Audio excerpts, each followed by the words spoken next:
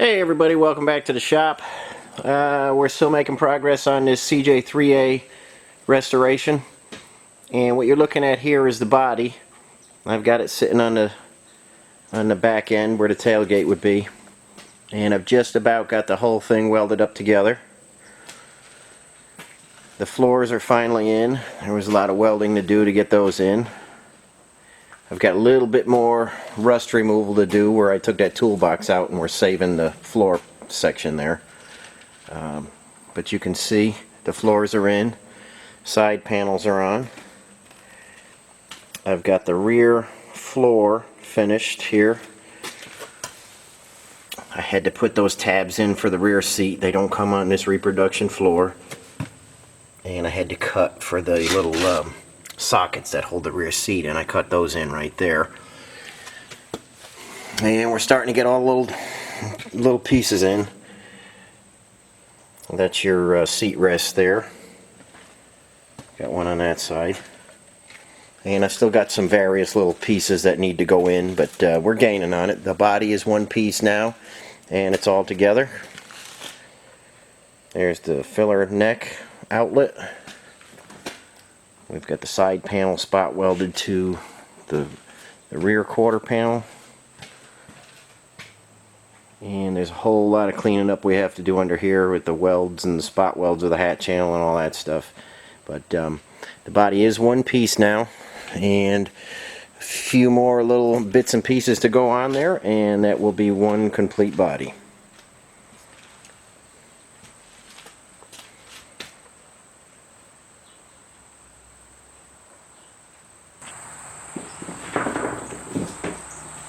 Okay, we're in my little paint room now, and you can see I've got the seats.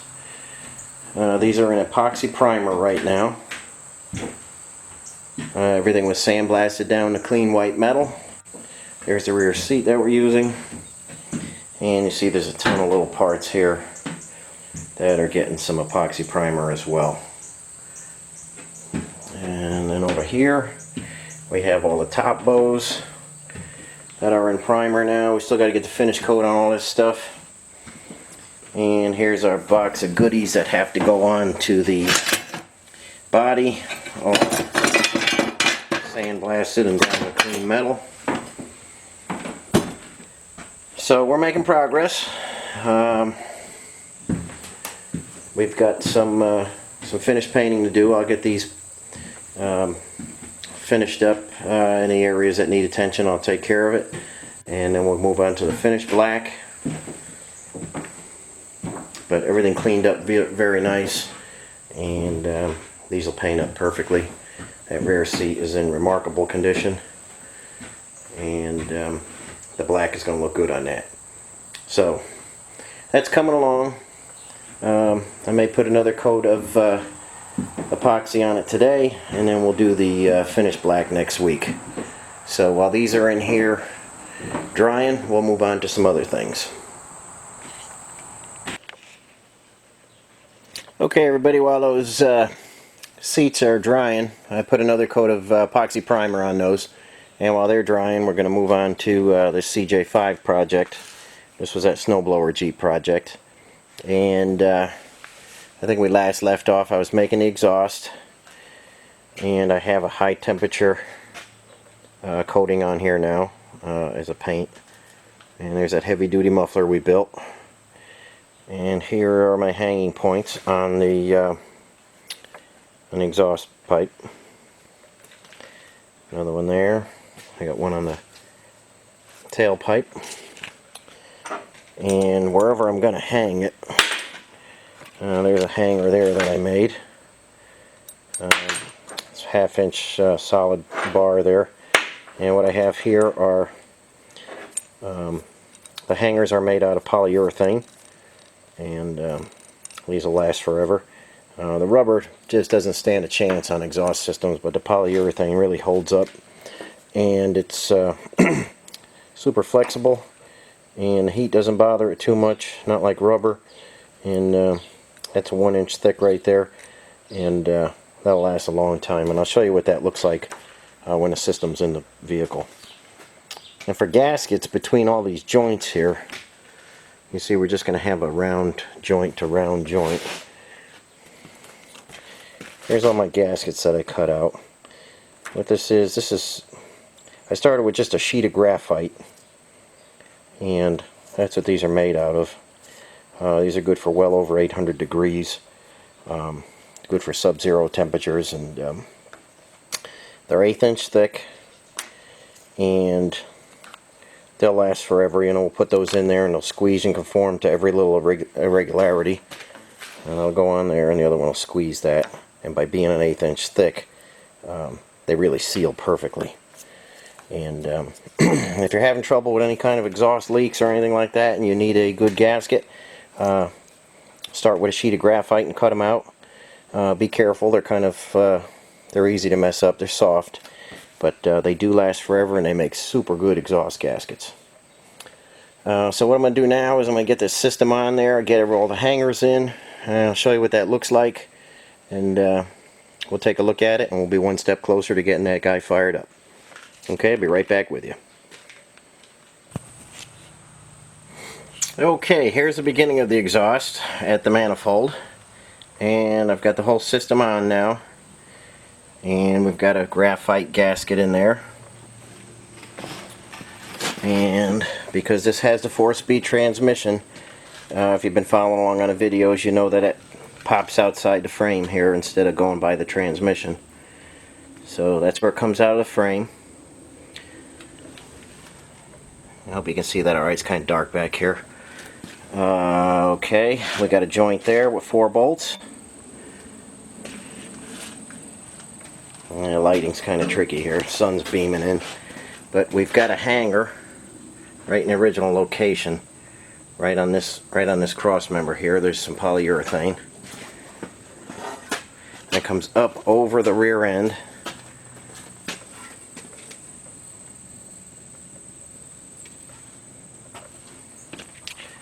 And the muffler's in there.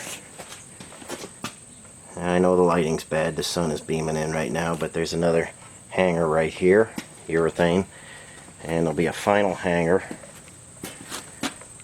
right here on the other side of the frame, right in that area. And a lot of guys said that heavy exhaust systems don't work real good because they crack and break. I've never had that problem. I think you can see it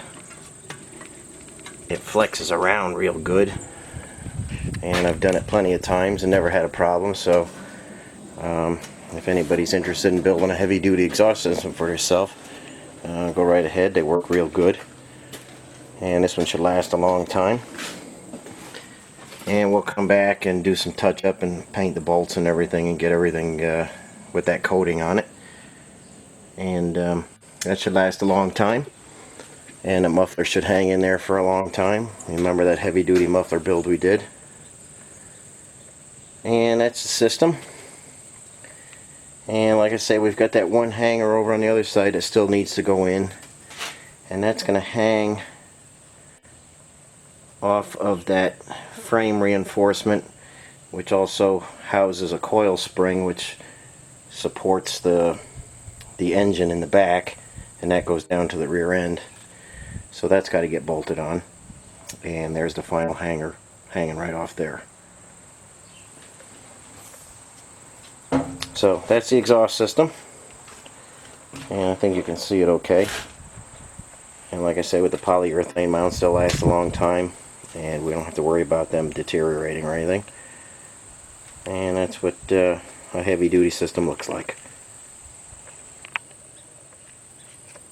Okay, here's a shot of that engine on that snowblower Jeep.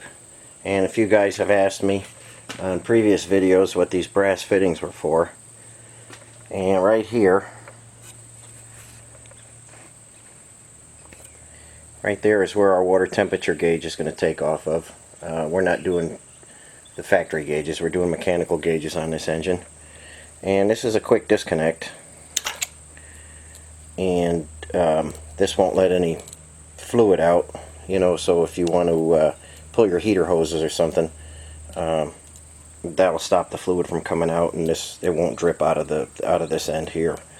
And I have a couple different manufacturers that want me to try some heaters, because aftermarket heaters for these old Willys Jeeps are kind of terrible. So there's a couple of different manufacturers that want me to swap in and out their heaters, and I hate to make a mess with coolant.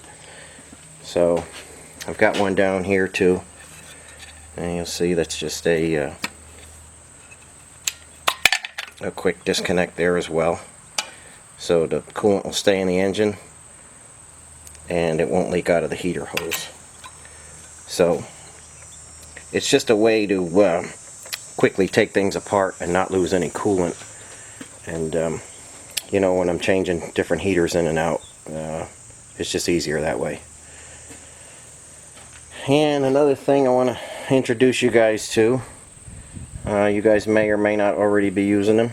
I use Kevlar belts on all my restorations. They're blue, and that's not the greatest thing, but they last forever. There's not polyester cords in there like every other belt. There's actual Kevlar cords in there, and those belts last a long time. And it's always been a problem because the belt for these Willys engines, the L head and the F head, is always a little bit too long, and on most belts you run out of adjustment. I do have these now in a shorter size, so you'll never run out of adjustment with your generator there. And one belt should last you the lifetime of the Jeep. They really do not wear out.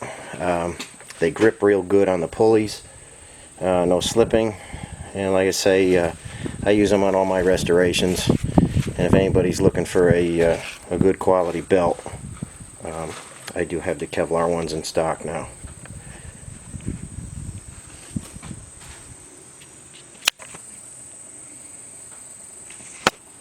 Okay, I've got a question to ask everybody that's watching. When you bought these Jeeps way back in the day, let's say you wanted a snowblower Jeep, you'd go to the dealer, you'd buy a CJ5, and then a company would put the whole snowblower kit on there. And I know it's tricky to see, but these two sandblasted pieces, that's the whole rotted out framework that supports the snowblower out front, and it runs to the back of the Jeep and picks up the engine. And I'll try and get you in there. That's hard to see, but originally when you bought this, everything was painted yellow that had to do with the snowblower. So that meant these side plates that bolt onto the Jeep, the coil springs that go down to the rear axle, the whole snowblower unit, everything was painted yellow.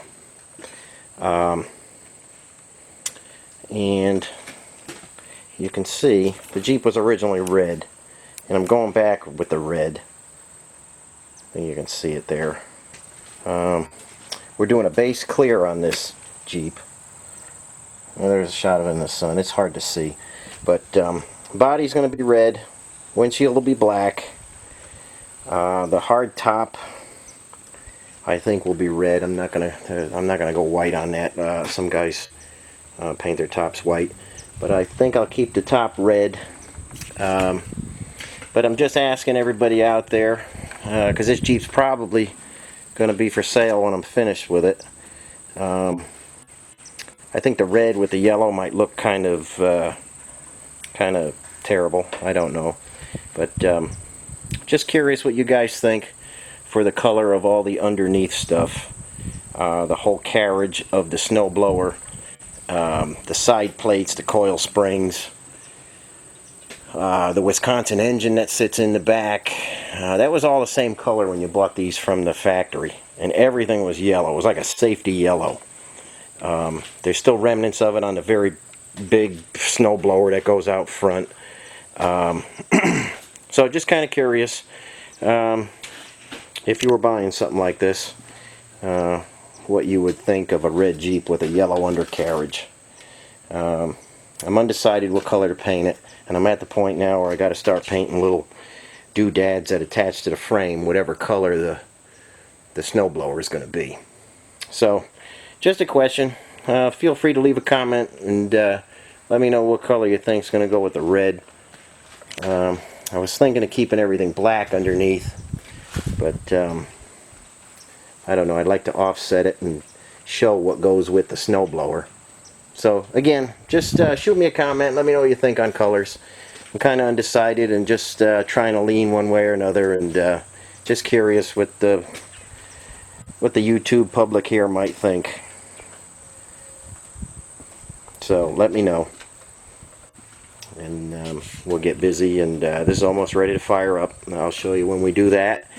And the body's almost done for this one, so I'll show you that go on, and then I'll show you how we build a hardtop. The original one is pretty messed up, and there's not much left of it, so I'll show you how we build a hardtop for this, and I'll keep moving on with other projects as well. But let me know what you think on colors if you get a minute. Okay, moving on to another project that I got going here. I'm standing at the very back of the shop, and as you know, my shop is kind of crowded, and it's super bright out today. I hope you can see this. I'm just getting going. Finished up putting the purlins on this morning that are going to hold the metal roofing, and just getting going on trying to get another building built. And I haven't showed too much of this in a while, but there's going to be some green metal roofing on that. And I hope you can see the sun glare is kind of crazy. I'm doing my best here. It's 36 deep. This particular section, I think, is... Boy, I forget what it is. It's been a while. You can see the weeds took over and stuff. I kind of let it go this summer. But getting back to it now. This section, I believe, is 30 by 36. And this whole building will be 108 feet long by 36. And I know it's real weedy, but the end of it is way down there. I think you can see that maybe. And I showed it once before, but the weeds took it over. The base for the blacksmith forge is in there. Telephone poles are in where they need to be. And we're just getting going, trying to get some roofing on this section for stashing some Jeeps in here over the winter. And I'll show you the metal roofing as it goes down if anybody's interested. And just trying to make things happen before the cold weather moves in. It's right around the corner. You'd never know it. It's about 85 degrees today, but metal roofing's going on that. We got some trim, gable trim, and some eave trim here. Some sidewall trim up top, and I'll show you how that goes in if you're interested.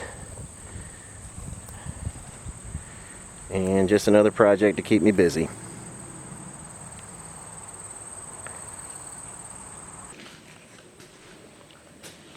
Okay, everybody, I know we were all over the place today with this CJ3A body, the CJ5 project, showing you the building edition, or the new building. But I appreciate you watching and sticking with my channel. I know there's other stuff out there you could be watching, so I do appreciate everybody that watches and comments on the channel. And I'll try and get some more videos out on that 3A as we finish it up, and the CJ5 as we get it started. I'll let you guys hear what that muffler sounds like. And I do have a sheet of copper coming in, and we are going to build a copper fuel tank from scratch.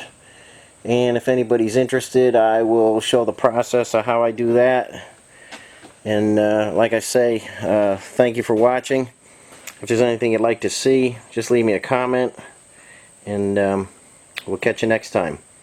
Feel free to like or subscribe, or just let me know if there's anything on your mind, and I'll try and get more videos out as time allows. So we'll catch you next time, and thanks again for watching.